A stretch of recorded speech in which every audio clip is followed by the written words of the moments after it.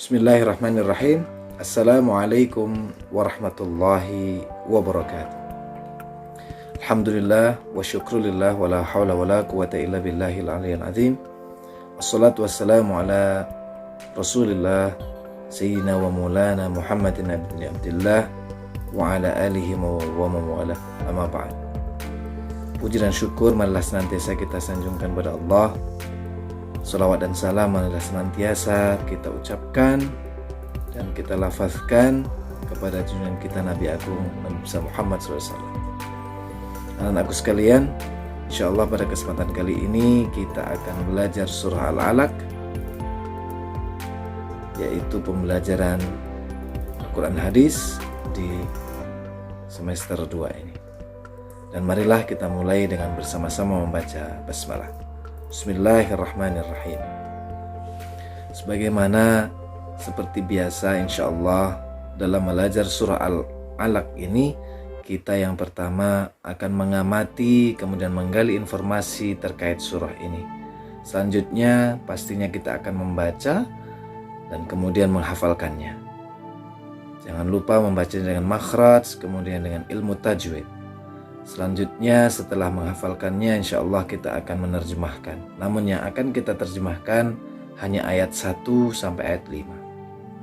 Selanjutnya setelah menerjemahkannya, pastinya kita akan mempelajari isi kandungannya sehingga kita bisa mengambil hikmah dan dapat mengamalkannya dalam kehidupan kita sehari-hari. Anak-anakku sekalian yang berbahagia, mari kita mulai pembelajaran surah Al-Alaq ini dengan menggali beberapa informasi terkait surah ini.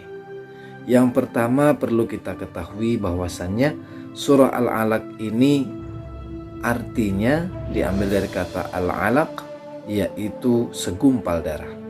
Ingat-ingat, artinya adalah segumpal darah.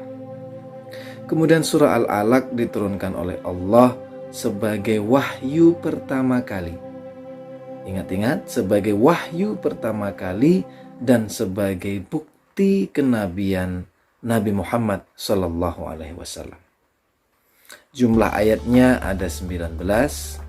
Kemudian ayat yang diturunkan pertama kali, dan itu merupakan peristiwa yang luar biasa sebagai wahyu pertama yang diterima oleh Nabi Muhammad, yaitu surah Al-Alaq ayat 1 sampai ayat 5. Kemudian diturunkan melalui perantara malaikat Jibril alaihissalam di Gua Hira yang berada di kota Mekah. Selanjutnya penting kita ketahui bahwasannya surah Al-Alaq ini merupakan bukti dan sebagai awal perjalanan dakwah Nabi Muhammad SAW, diutus sebagai nabi penutup para nabi-nabi terdahulu dan sebagai penyempurna syariat agama yang dibawa di muka bumi ini sebagai jalan untuk mencari ridho Allah, untuk menggapai ridho, dan dalam rangka menggapai semua kehidupan ini akan tertata dan kelak bisa menjadikan kita semuanya selamat di dunia dan akhirat sehingga bisa masuk di surganya Allah. Anak-anakku sekalian yang berbahagia dan dimuliakan Allah, kini saatnya bagi kita untuk membaca dan sedikit demi sedikit kita mengulangi hafalan surah Al-Alaq ini. Dengarkan, kemudian nanti tirukan berulang-ulang sehingga akan hafal dan hafalan kita akan kembali dengan sempurna. Jangan lupa membacanya dengan makhraj, kemudian dengan ilmu tajwid yang baik dan benar. A'udzu billahi minasy syaithanir rajim. Bismillahirrahmanirrahim.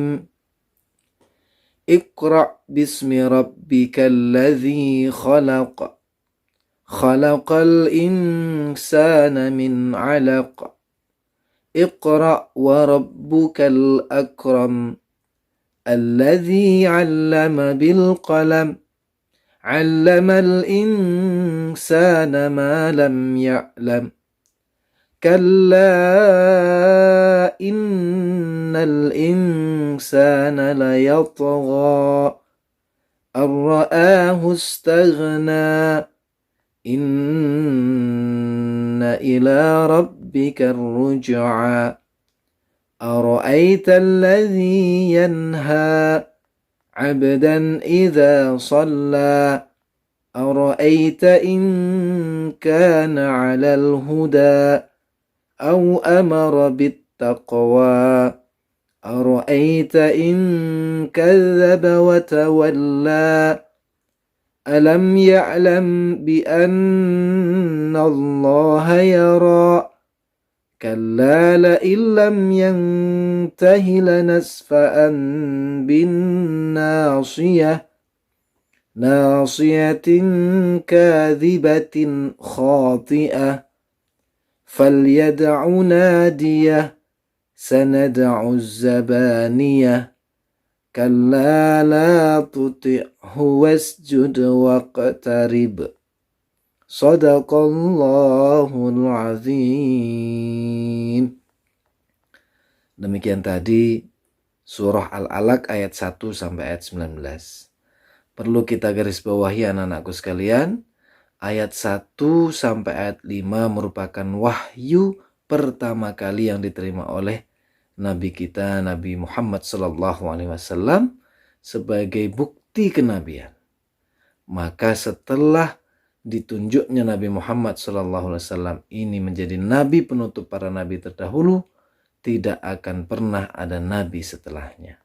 Dan kita merupakan umat yang terakhir, yaitu umat baginda Rasulullah SAW.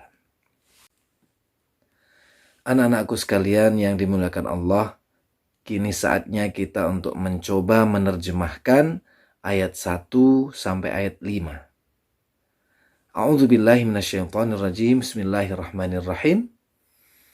Dengan nama Allah yang Maha Pemurah lagi Maha Mengasihi. Iqra bismi rabbikal ladzi khalaq. Bacalah wahai Muhammad dengan nama Tuhanmu yang menciptakan sekalian makhluk. Khalaqal insana min 'alaq. Dia menciptakan manusia dari sebuku darah beku, artinya segumpal darah. Iqra wa rabbukal akram. Bacalah dan Tuhanmu yang Maha Pemurah. Alladzi 'allama bil qalam. Yang mengajar manusia melalui pena dan tulisan. 'Allamal insana ma lam ya'lam. Dia mengajarkan manusia apa yang tidak diketahuinya. Anak-anakku sekalian, silahkan nanti diulang-ulang terjemahannya ini sehingga menjadi hafal dengan sendirinya. Dan yang terakhir, insya Allah kita akan membahas terkait isi kandungan dari surah Al-Alaq ini. Anak-anakku sekalian, surah Al-Alaq ayat 1 sampai ayat 5 adalah ayat yang pertama kali diturunkan oleh Allah. Sebagaimana telah Mister sampaikan tadi, bahwasanya ayat ini merupakan wahyu pertama dan sebagai bukti kenabian Nabi Allah, Nabi penutup para nabi, yaitu Nabi Muhammad SAW. Selanjutnya, isi kandungannya dari surah Al-Alaq ini juga adalah Allah telah menciptakan manusia dari benda yang hina, yaitu segumpal darah. Kemudian Allah memerintahkan manusia untuk membaca, untuk belajar dengan kata Iqra pertama kali artinya membaca atau bacalah. Dan Allah mengajari kita semuanya ilmu pengetahuan. Sebagaimana sebelum kita mengetahui apa-apa terkait dengan ilmu pengetahuan, maka siapa yang mengajari? Yang mengajari adalah Allah. Kemudian Allah mengajari manusia atas segala sesuatu yang belum diketahuinya. Anak-anakku sekalian yang berbahagia, surah Al-Alaq ini tergolong surah Makkiyah karena diturunkan oleh Allah di Mekah.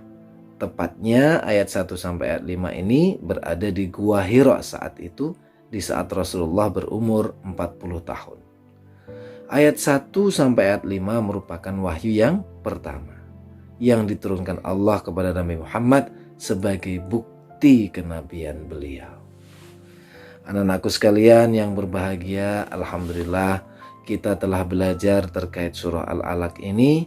Silahkan nanti diulang-ulang membaca ayat 1 sampai ayat 19 sehingga dengan fasih, dengan benar, makhraj hurufnya benar sesuai dengan ilmu tajwid. Dan semoga apa yang telah kita pelajari pada kesempatan kali ini bisa mendatangkan manfaat dan keberkahan. Dan marilah kita tutup dengan baca hamdalah. Alhamdulillahirrabbilalamin. Terima kasih atas segala perhatian dan mohon maaf atas segala kekhilafan. Semoga Allah memberikan kita kesehatan dan menjaga dari segala mara bahaya. Amin amin ya rabbal alamin.